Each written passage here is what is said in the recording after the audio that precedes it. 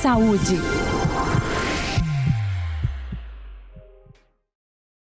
Olá, seja muito bem-vindo, seja muito bem-vinda ao Jovem Pan Saúde. Eu sou Lívia Zanolini e hoje vamos falar sobre um tema muito grave, sobre diabetes, que é considerado um dos maiores problemas de saúde pública no mundo.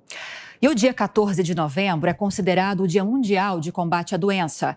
E quem está aqui para conversar com a gente sobre esse assunto é a médica nutróloga e endocrinologista, a doutora Valéria Goulart, e a doutora Nicole Queiroz, que é médica cardiologista, coordenadora e professora da residência médica da Universidade Santo Amaro. Doutora Valéria, doutora Nicole, muito obrigada pela participação de vocês. Sejam muito bem-vindas. Eu que agradeço o convite. Então, vamos começar com a doutora Nicole. Obrigada, doutora Valéria, consegui te ouvir só agora. Doutora Nicole, para a gente começar do início, então. O que é o diabetes e quais tipos existem dessa doença? Nós temos vários, mas vou começar explicando que diabetes é quando a gente tem uma elevação do açúcar no sangue.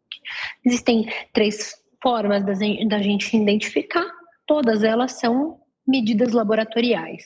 Mas a gente tem essa medida anormal da glicemia no sangue. Diversos tipos de diabetes. Mas o principal, o que a gente mais conhece, é o diabetes tipo 2 e o diabetes tipo 1. Além do gestacional e outros modificados geneticamente. Mas eu quero focar no diabetes tipo 2, que é 90% dos casos, e 1, quando a gente já nasce com deficiência e tendência à autodestruição de células que vão normalizar essa glicemia no meu sangue. Doutora Valéria, para complementar então a fala da doutora Nicole, é um problema que exige uma predisposição genética, mas os hábitos da pessoa podem fazer com que a doença seja desencadeada ou não? Ou a pessoa já tem essa predisposição e ela está condenada a ter diabetes?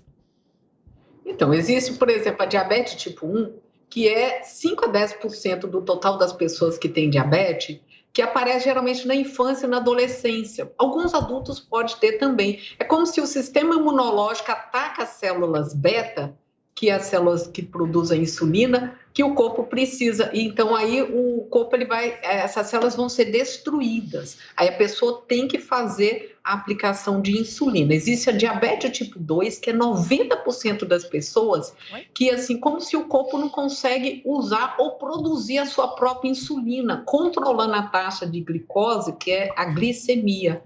Então, é a diabetes mais comum que tem. Às vezes a pessoa vai ter uma fome constante, sede, formigamento de mãos e pés, infecções da bexiga, rins, quando está uma diabetes mais descompensada. Existe a diabetes gestacional, quando a mulher está passando diversas alterações de hormônio e aí o corpo não consegue produzir a quantidade suficiente de insulina e aí pode dar essa descompensação. Além de ter a pré-diabetes, que é como se o nível da glicose, o açúcar do sangue, tivesse um pouquinho mais alto e principalmente se for muito comum na família. Quase toda família tem a tendência de ter diabetes, então é muito mais comum ter essa pré-diabetes. Doutora Nicole, a pergunta agora para você. E tratamento? Como é o tratamento desses vários tipos de diabetes? Claro, você me explicou que o diabetes tipo 2 é o que predomina mais, mas tem como a gente fazer um resuminho dos principais tratamentos para os outros tipos e focar nesse tratamento do diabetes tipo 2? Como é esse processo? Qualquer diabetes que seja, a primeira coisa que eu vou orientar é a mudança de estilo de vida, exercício e dieta. Se a diabetes for tipo 1, onde meu corpo não produz insulina, eu vou dar insulina, medicamento, remédio, insulina aplicável subcutâneo. Se porventura eu ainda tenho capacidade de produzir a insulina e meus receptores ainda estão ali funcionantes, como acontece no diabetes tipo 2, eu vou iniciar com medicação oral, hipoglicemiante oral, remédios que vão sensibilizar, que vão facilitar a entrada de glicose dentro das células do corpo. Doutora Valéria, quando o diabetes acomete crianças e adolescentes, como você me explicou, é difícil esse tratamento, porque passa por essa mudança de hábitos, alimentação, atividade física. E isso para uma criança, para uma adolescente, é um processo um pouco mais complexo, né? Infelizmente, se a criança tem, a grande parte vai ter diabetes tipo 1, que é uma diabetes que vai precisar de insulina. Então, já uma adequação, inclusive, da família inteira, não só da própria criança, mas da família. Então, assim, precisa de ter toda uma mudança do estilo de vida, prática de atividades físicas, que isso é muito importante. A alteração, criança geralmente é muito mais fácil você falar o que tem que comer, o que tem que adaptar. Às vezes pega uma coisa, vai para uma festa, vai para uma coisa mais difícil, mas geralmente para o adulto é muito difícil não ter que comer doces, essas coisas mais complicadas. Mas tem que ter mudança de estilo de vida da família inteira, para adequação à pessoa que está diabética na família. Doutora Nicole, a doutora Valéria já falou que doce não pode comer, realmente é proibido. Eu queria que você estendesse a resposta e explicasse para a gente o que seria uma dieta saudável para pessoas que sofrem desse problema. O que pode comer, o que não pode comer e se o doce realmente é proibido. Tudo que é radical, eu não tenho a adesão do meu paciente. Então, a gente orienta diminuir e eventualmente, poder ter contato com doce se os níveis glicêmicos estiverem na meta. Se porventura você estiver fora da faixa, não é hora de você experimentar ou comer doce. O ideal é você apostar nos alimentos saudáveis, frutas, legumes e verduras. Tomar cuidado com o carboidrato, porque o carboidrato vai converter em glicose, aumentando seu nível sérico de glicemia no sangue, dificultando o controle da sua doença. Para complementar ainda com você, doutora Nicole, quando a gente fala de frutas, a gente está falando de um alimento que é adocicado, não artificialmente, mas é adocicado. Exige uma atenção dessas pessoas também, essa ingestão de frutas ou não? Está liberado? Sim. Sim, e aí é o papel fundamental da nutrição e da nutrologia, que ela vai individualizar e compreender a sua dieta como um todo e poder separar por porções de acordo com a necessidade de cada um. Então tem que procurar uma especialista para ter esse direcionamento. Não dá para você ir só uma vez, ter uma receita de um medicamento, de qual vai ser o seu tratamento. É um acompanhamento que vai ser prolongado aí para o resto da vida, seria isso?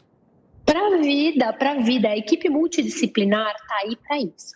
Nutricionista, nutrólogo, endócrino, o cardio, quando a gente está vendo que o risco cardiovascular associado está aumentado, para orientar inclusive exercício, psicólogo, educador físico, é uma turma que está para te ajudar a chegar no teu objetivo, que é controlar a glicemia e impedir que a doença tenha danos, né? Chegou num ponto que eu quero tratar com a doutora Valéria. Problemas cardiovasculares. O diabetes pode ser uma bomba para desenvolver esses problemas, né, doutora?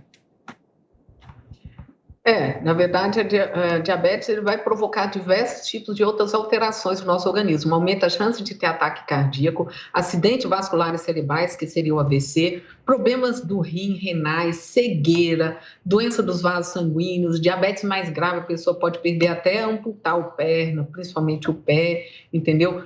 Nos homens podem dar impotência. Então, a diabetes ela é uma bomba de doença se você não for cuidar, tratar, porque no início a pessoa não sente nada, o grande problema maior é esse, se não sinto nada, então não tem. Grande parte das pessoas, elas não sabem que tem a doença, né? Então isso, infelizmente, houve um aumento muito grande de diabetes, né? Nessa época de pandemia, que as pessoas resolveram comer de tudo, ou comer um pouquinho mais, grande parte de pessoas, né? Até crianças, adolescentes em casa, fazendo as aulas e tudo, e começaram as pessoas comerem muito mais do que deve. Você tem uma ideia, o Brasil já é o 5º país no mundo com quantidade de diabetes, né? Então, realmente, eu acho que tem que ter um cuidado muito grande para poder não abrir a porteira para ter outras doenças, né? Então, acho que é muito importante tomar consciência, fazer, entendeu, o controle com o médico para ver se você não está classificado entre os diabéticos, infelizmente, que está aumentando cada vez mais no mundo.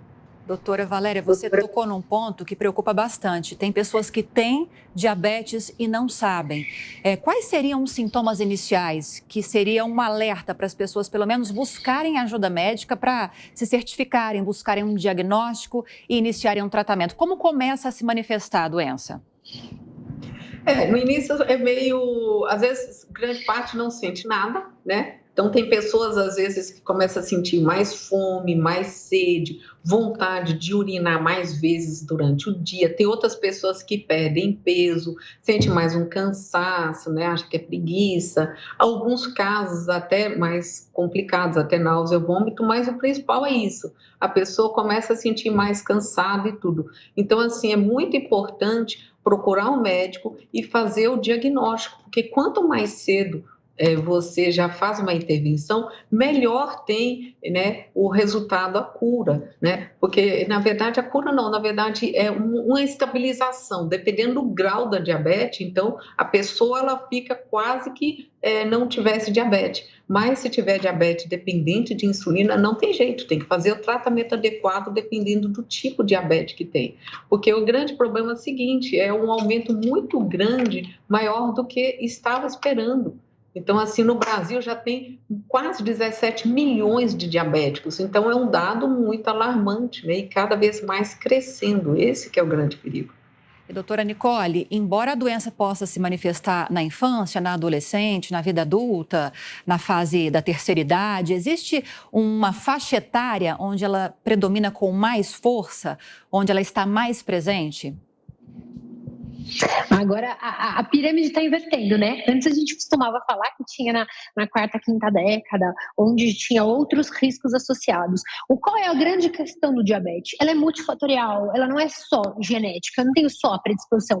Eu tenho obesidade, eu tenho sedentarismo, eu tenho a pressão alta, eu tenho outras coisas. E a gente começa a observar que as pessoas estão com maus hábitos desde a infância. Então, começamos a ver jovens já desenvolvendo diabetes, inclusive a tipo 2, que é desencadeada por a genética mais o ambiente. Então, o pessoal que está acima do peso, obeso, a gente viu no Covid o quão grave que é, basta ter o sobrepeso como aumenta seu risco pessoal. As pessoas que não fazem exercício físico, que fumam, todas as outras coisas que levam ao aumento de massa corpórea gordurosa, aumenta o risco de diabetes. Então, a gente tem visto, fora as pessoas que não fazem diagnóstico, sem check-up, não tem sintoma ou tem um sintoma leve e passa desapercebido. A melhor forma, então, de prevenir, para a gente confirmar e reafirmar essas orientações é a alimentação saudável e a atividade física. E o check-up. Você precisa passar pelo médico pelo menos uma vez por ano. De quanto em quanto tempo é bom eu procurar esse médico? Ideal, uma vez no ano. Se você sentir alguma coisa, você volta antes. Mas é ideal que você vá uma vez no ano. No médico que te conheça. Que você conheça, passe o histórico da sua família. Não adianta ir no pronto-socorro e fazer só um exame ao acaso. É interessante que você tenha um acompanhamento anual da vida toda, assim como as crianças com pediatra, depois o adulto com clínico ou com cardio, endócrino, médico que ele tiver mais afinidade. A pessoa que tem essa predisposição genética, ela tem que ir com mais frequência ou ela pode seguir esse cronograma que você passou? Pelo menos uma vez no ano, mas se você sentiu alguma coisa, aumentou o peso, ficou sedentário, se pecou no fator de risco, é hora de procurar ajuda do médico. Doutora Valéria, em uma de suas respostas, você tocou no ponto do diabetes gestacional. Eu conheço vários casos de pessoas que não têm predisposição, ou pelo menos não têm pessoas próximas na família com diabetes e que engravidaram e desenvolveram a doença. Eu queria que você explicasse um pouquinho mais sobre esse tipo de diabetes. Então, a diabetes gestacional, assim, a mulher está passando por diversas alterações hormonais. E a placenta é uma fonte de hormônios. Aí vai diminuindo a ação da insulina, né? Fazendo que o pâncreas, cada vez mais, ele tem que produzir mais insulina. Então, grande parte das mulheres grávidas, o corpo consegue produzir mais insulina. Só que algumas mulheres, o corpo fala, não consigo trabalhar mais, não consigo produzir mais insulina. E aí ela pode aumentar o nível de açúcar no sangue, que é a glicose.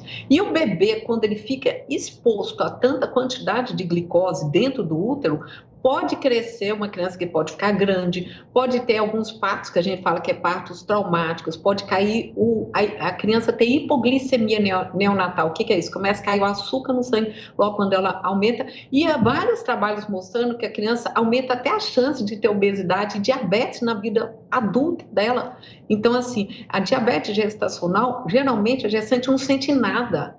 Então, ela assim, ela vai comer mais porque ela tô grávida, tal, vou comer mais. Só que assim, aí quando vai fazer um teste que chama estímulo de ingestão de glicose, é um teste oral de tolerância à glicose, a gestante vai tomar um líquido que é bem açucarado e com isso vai fazer esses testes. Quando isso começa a aumentar, ela já está na classificação de risco de ter diabetes e tem que ser tratado urgente, porque ela pode até correr o risco de morrer e a criança também. Então, hoje a diabetes gestacional é importantíssima, o diagnóstico, e geralmente acontece no último trimestre, né? Nos últimos meses, onde que às vezes ela já está acostumada com a gravidez e tudo e não vai sentir nada. Por isso que é muito importante estar acompanhando com o médico obstetra para poder ver se ela tem diabetes gestacional.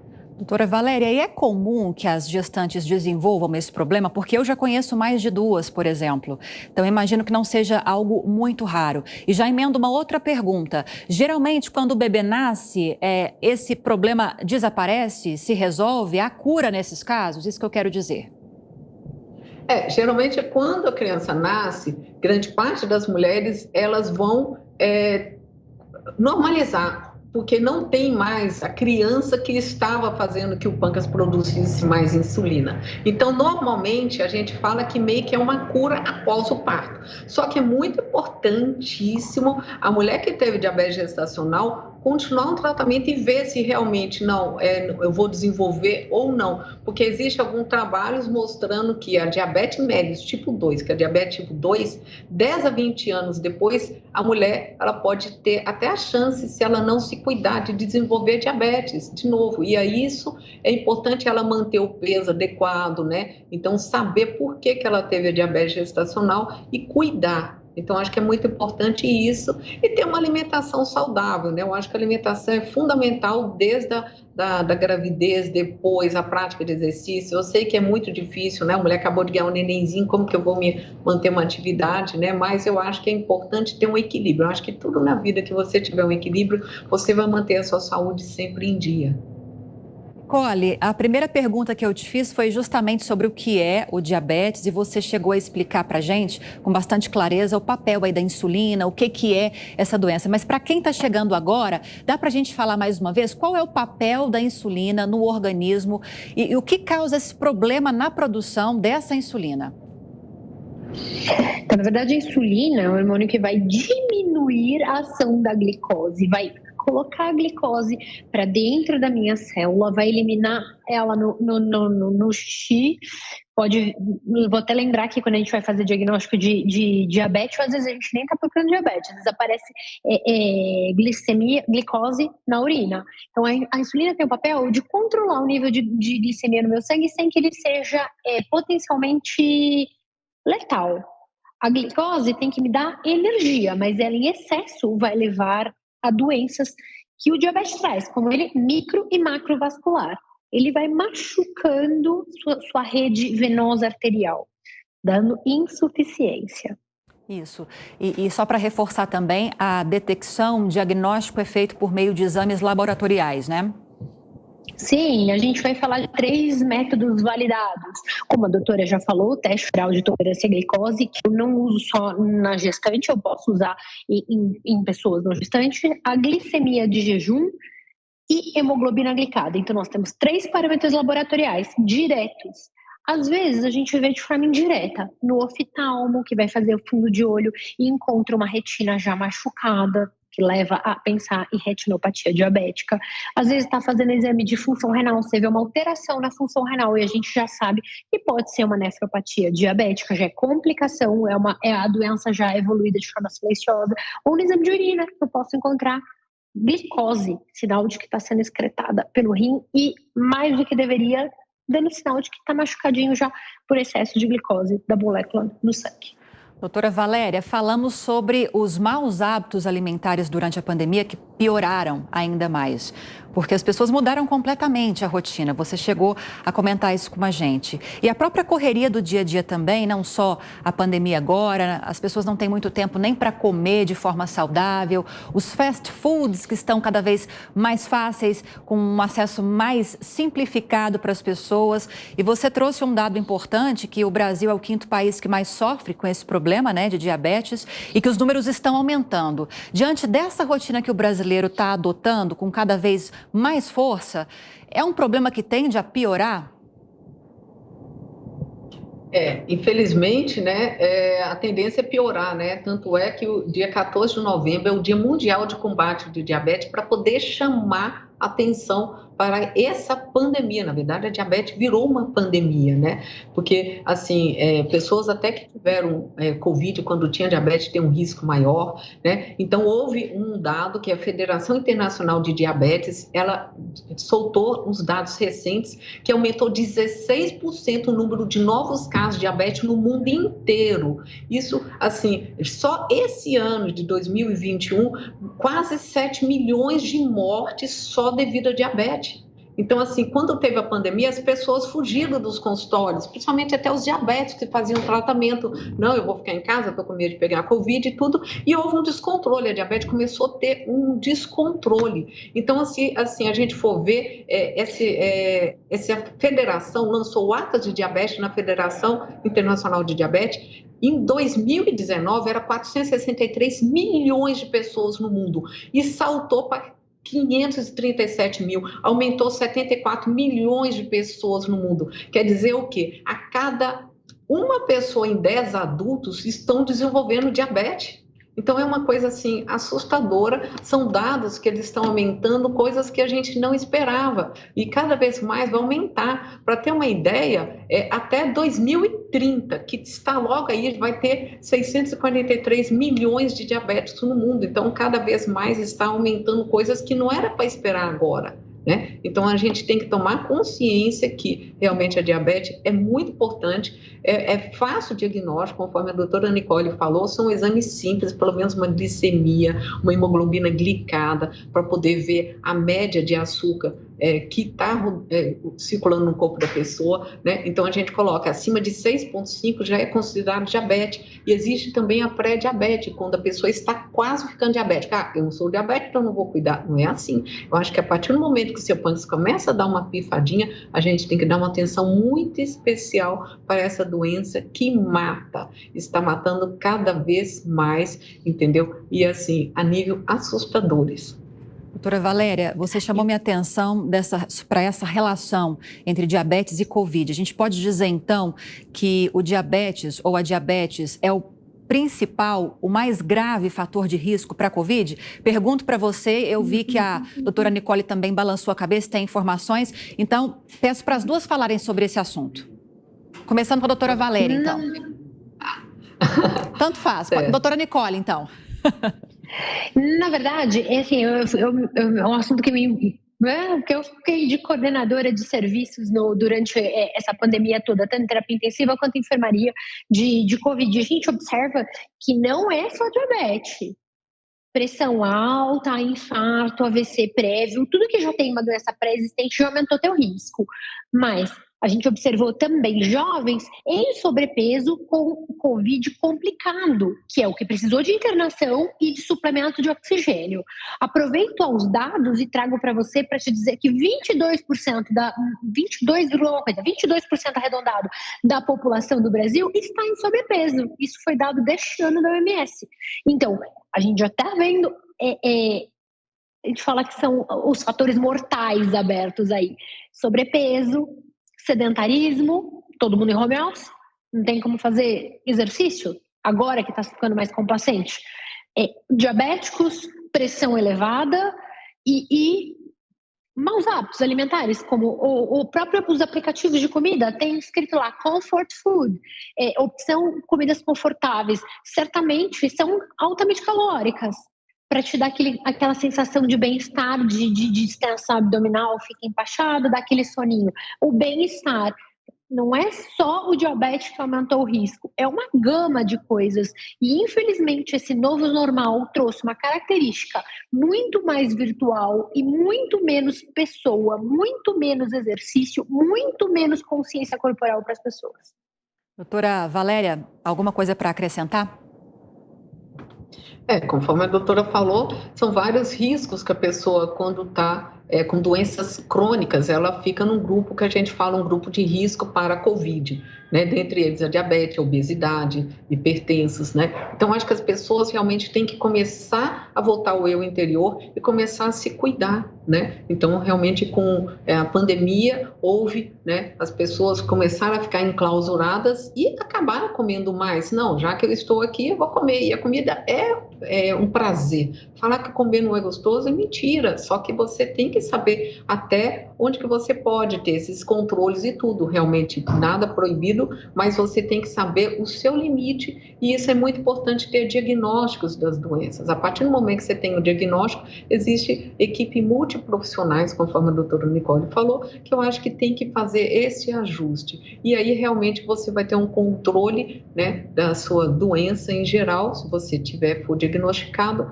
e vai ter uma melhor qualidade de vida. Doutora Valéria, doutora Nicole, mais uma vez, muito obrigada pela entrevista, pelos esclarecimentos hoje. Imagina, eu agradeço o convite, estou à disposição. A gente que agradece. Obrigada. Tá bom, obrigada. E o Jovem Pan Saúde fica por aqui e, como sempre, eu agradeço também a sua companhia. Espero que você tenha gostado do nosso conteúdo de hoje. E lembrando que, se você quiser rever essa e outras entrevistas, é só acessar o canal Jovem Pan Saúde e também o aplicativo Panflix para Android e iOS. Um grande abraço para você e até a próxima. Saúde.